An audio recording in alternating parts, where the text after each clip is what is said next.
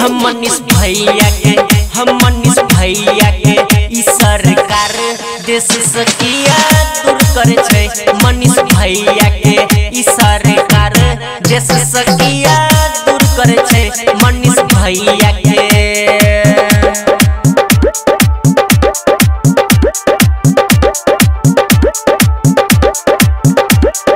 जय मां दुर्गा म्यूजिक खजोली बाजार।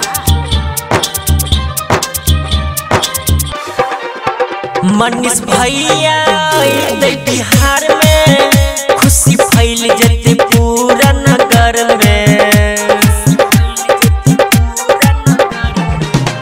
जब मनीष भैया आते बिहार में खुशी फैल जते गाँव नगर में। इने छै कोनो देश द्रोही तकिया मजबूर करे छै। मनीष भैया के ई सरकार देश से किया दूर करे छै।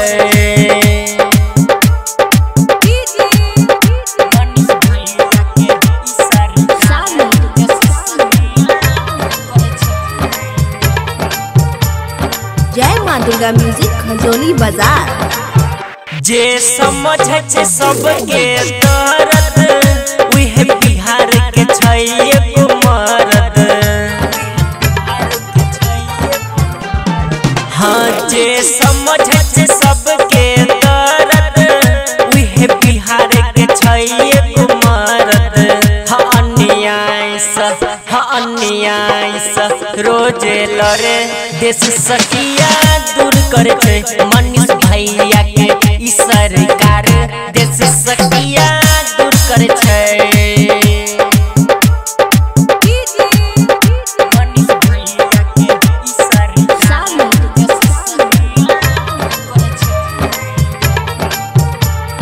जय मां दुर्गा म्यूजिक खजोली बाजार। मनीष भैया साथे भेले अन्याय नशा चलकै पीछा लगाई। हाँ मनीष भैया साथे भेले अन्याय नशा चलकै पीछा लगाई। अकुन लगले बोल कानून कि दिल चकना चूर करे छै।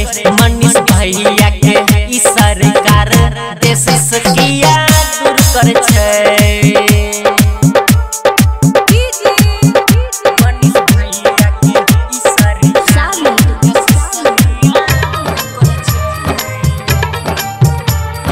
जय मां दुर्गा म्यूजिक खजोली बाजार। राइटर इंदल करे छै प्यार ओकरा बिना सन लागे छै बिहार।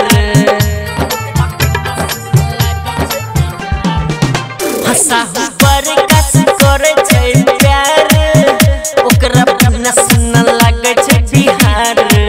हम मनीष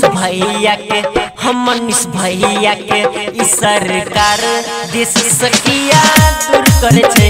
मनीष भैया के ई सरकार देश से किया दूर करे छै।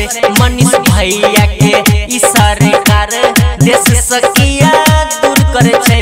मनीष भैया के ई सरकार देश से किया